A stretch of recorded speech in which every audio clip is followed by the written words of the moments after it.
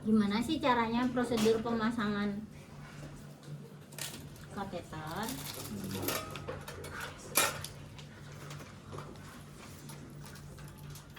Cairannya ada 3 ya adik-adik, ada betadine, ada NS, ada nanti WI, water for injection. Untuk apa? Untuk fiksasi. Berapa difiksasi? Nanti kita lihat di sini ya. Di sini ada 30 mili. Berarti 30 cc kita masukkan. Nah, lihat juga tongolannya ini ya, Dedek. Kalau ini berarti harus dibuka. Ada yang cara fiksasinya harus pakai jarum.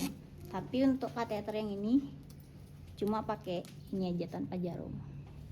Nah, misalnya kita contoh ya, kayak gimana sih fiksasi balon itu? Kita lihat, kita masukin. Dia akan ngembang kayak ini.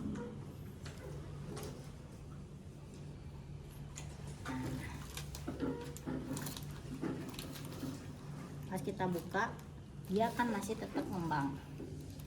Itu ya. Jadi, kenapa kita harus tahu itu? Kalau nanti disuruh buka kateternya, jangan lupa dikempesin dulu balonnya, baru ditarik ya. Langsung dicabut. Baik, langsung ininya ya. Uretranya. Ya. Maaf memotong, kata Nurse Jordan pentemang cowok lagi di ruang OSC. Oh, masih dipakai? Iya. Iya. Tapi nanti kalian udah tahu ya cara keringnya hygiene. Ini kita simpan di bawah. Jadi ini nggak di ini aja yang kita perluin ya untuk memasang kateter. Ini nggak perlu. Nah, pertama kita lihat dulu indikasi dan kontraindikasi. Kalau misalnya ada struktur, nggak boleh kita masang yang biasanya masang urologi. Ya. Selanjutnya kita inform konsen sama kayak tadi perkenalan, terus jelasin Bu, saya mau masang kateter. Caranya nanti ada selang ini saya masukin ke kelaminnya ibu ya, untuk tujuannya untuk membantu kencing misalnya gitu ya. Prosedurnya mungkin agak nyeri tapi saya akan pakai gel sehingga dia lebih lumat, ada pelumas saat dimasukkan lebih licin. Nah, ibu bantu ya saat ini dimasukkannya, relax, bisa tarik nafas panjang ya. Tuh. Apakah ibu setuju apa enggak? Saya setuju gitu ya. Yang pertama karena ini prosedurnya, semua prosedur juga harus kita jaga privasi pasien ya. Kayak tadi misalnya kalau cowok apakah mau sama perawat cowok atau yang cewek mau sama perawat cewek aja gitu ya. Diawali dengan melakukan cuci tangan ya, cuci tangan 6 langkah. Selanjutnya pakai handscoon. Kalau emang cuma tersedia di SOP-nya 1 handscoon apa 2 handscoon? 2. Pakai handscoon biasa dulu ya. Jadi pas pakai handscoon biasa tetap lakukan perineal hygiene dulu ya.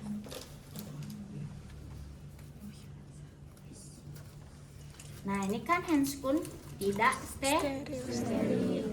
Kita mau ngapain? Perineal hygiene tapi komnya steril. Gimana caranya buka? Pakai korentang. Kalian yang ambil korentang harusnya dulu. Ini korentang, ambil capitnya. Mendingan ambil korentang nggak sih? Nurse lagi beli lauk katanya. Oh, ya. Lagi beli lauk. Nanti ambil korentang ya. Pakai korentang untuk buka ini capitnya. Capit korentang tuh kayak gini dia juga. Nanti adik-adik ambil yang kayak gini. Lagi masukin ke sini ya. Tuangin betadine sama NS. Masukin juga kasa. Nih, lihat caranya saya buka tutup kupet ya.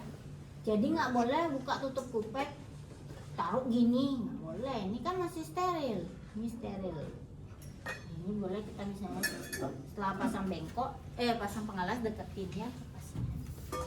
Biar ruang bidang kerjanya lebih luas. Jadi biasanya kalian perlu misalnya yang betadine ya 3 ya pasangnya.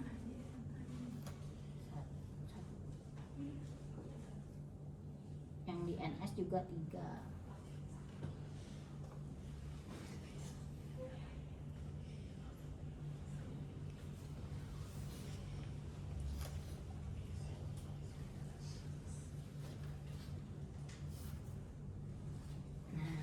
Gimana caranya bersihin? Jadi kita pakai prinsip satu tangan steril, satu yang on.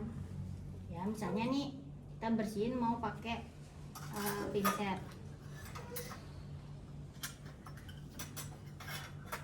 Nah, ini udah on satu ya.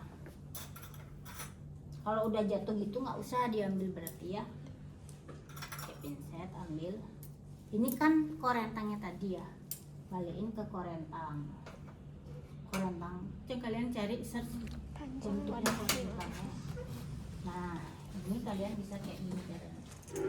Ini apa kasa isi betadine ya. Nah, suruh pasiennya ini nekuk kakinya. Ya. Nekuk. Nah, kalau cewek uretranya itu biasanya agak susah ya. Biasanya kita perlu pakai lampu juga. Suruh dia nekuk dan rileks sampai kelihatan uretranya ya. Nah, jadi yang ini kan tetap bersih ya. Ini. Selanjutnya uretranya. Ini baru pakai B. Sekarang bilas pakai NS.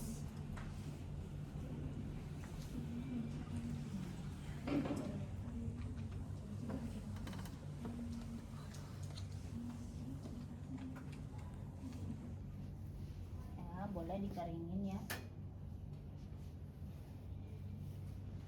Nah, ini kan udah selesai.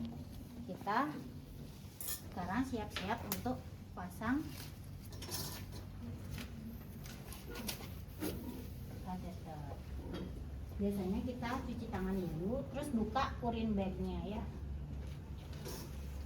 Ini harusnya urin bagnya ini ada tutupnya ya, di atasnya ini.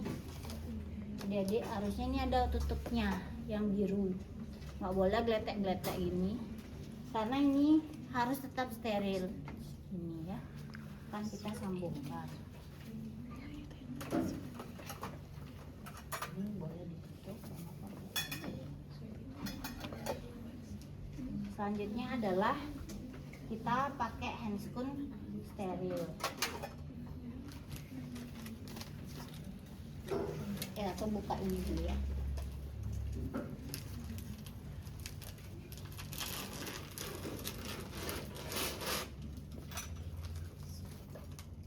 Boleh ditaruh di. Nanti ambil pipet yang lebih besar ya.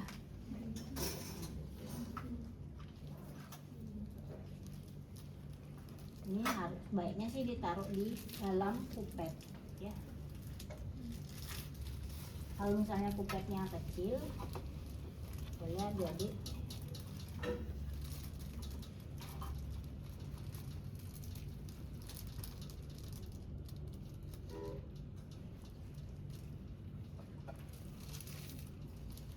nanti pas OSCE saya udah taruhin apa namanya kateternya di dalam pipet ya. Kalau di dalam pipet harusnya pakai pipet yang besar ya. Selanjutnya pakai handscoon steril. Nah, ini bisa adik-adik tuang dulu gelnya di sini ya, atau di sini. Nah,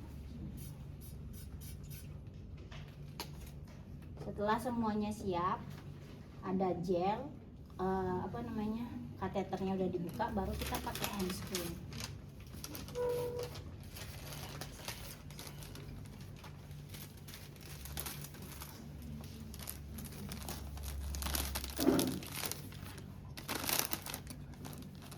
Ini nggak apa-apa kalian pegang aja, karena yang dipertahankan steril itu adalah ujungnya. Nah, ini kan belum rapi ya, boleh.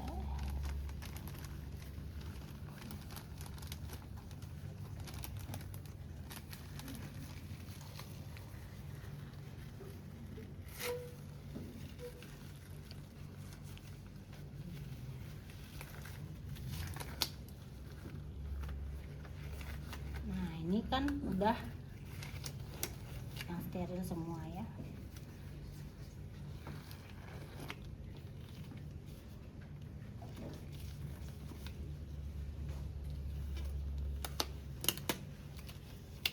Nah, udah pas ya.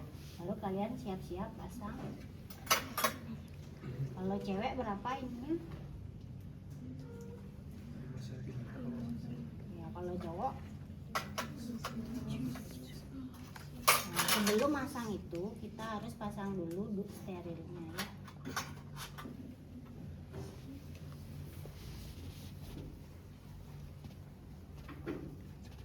Nah ini kayak gini cara masangnya ya.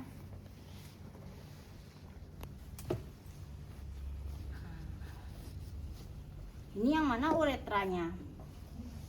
Yang lubangnya itu yang di atas. Yang mana ini? Apa ini? Yang di atas. Siapin.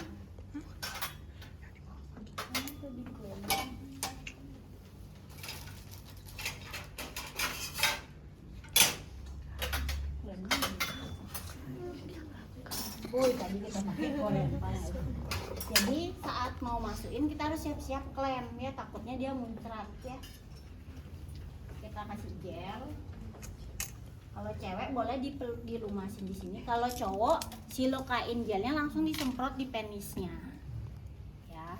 Nah, sekarang kita masukin. Ini boleh nyentuh gini harus boleh. Ini juga boleh karena ini udah steril ya. Setelah kita masukin. Wah, udah keluar urinnya. Masukin dulu sampai mentok. Baru kita klem. Bagian mana yang diklem? Bagian yang ini. Ya. Baru kita pastiin dulu. Ya. Sekarang baru kita fiksasi. Nah, ini boleh tuangin NS EWI-nya atau dari sini disedot langsung juga boleh. Biasanya gini. Atau juga boleh dituangin WI-nya ke sini. Baru kita tarik. Digelembungkan ya. Kan kadang dia ngelawan ya, jadi klem dulu baru buka, baru masukin lagi tuh ya. Setelah selesai fiksasi, buka dulu duct sterilnya, baru ambil urin bagnya. Boleh.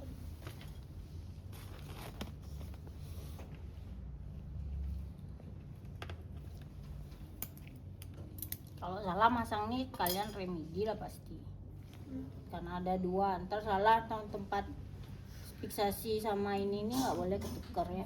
Ada yang 3 ya, yang lagi satu itu biasanya untuk pasien-pasien post BE, pasien-pasien BPH ya, Benigda prostat, lalu dia postur, jadi harus ada irigasi, itu biasanya 3. Tapi sekarang kita lakukan 2 ya.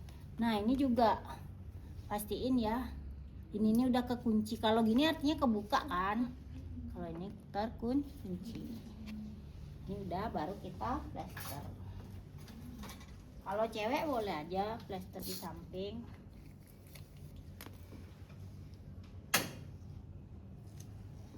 Kalau cowok harus di atas, di area pubis. Misalnya nih cowok ya, plesternya di sini. Kenapa? Nah agak longgar ya. Karena saat pagi biasanya pasiennya ereksi, jadi nggak ketarik ke bawah, jadi bisa dia naik ke sini ya. Karena ini cewek boleh di plester di sini. Kayak mau pakai pita dulu boleh, baru di plester. Sampai sini ada pertanyaan?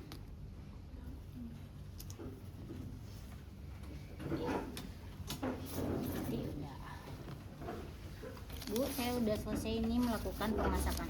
Nah, adik-adik di rumah sakit nanti ini nggak boleh jatuh gini di lantai ya, harus digantung. Ini kan ada buletannya. Nanti pada bed pasien tuh ada kok besinya, dia digantung gini ya. Tuh. gantung gini posisinya ya, baru dibereskan. Sampai sini ada pertanyaan? Nah, ada lagi satu